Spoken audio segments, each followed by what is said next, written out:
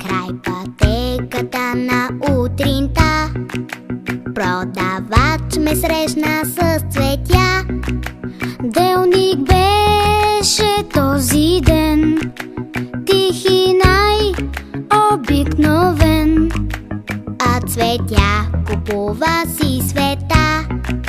Щом те празник трябва да красят, но не знае сега защо, как се случи и какво бе то. Този делник, този ден, тих и най-обикновен, аз неволно пред цветята спрях и посегнах с очи към тях.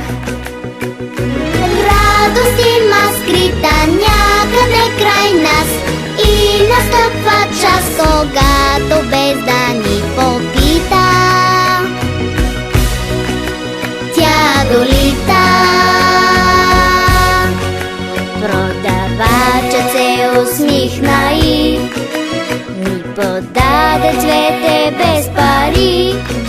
Делник беше този ден, тих и най-обикновен, и камбани звънаха безброй, че внезапно стана празник той.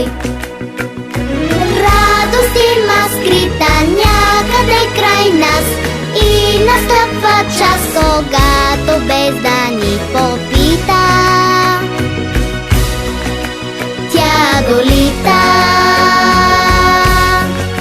Но не знае сега защо, как се случи и какво бе то.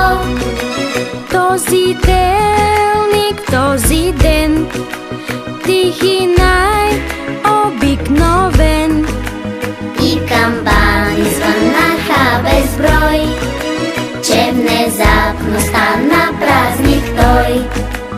И камбани звънаха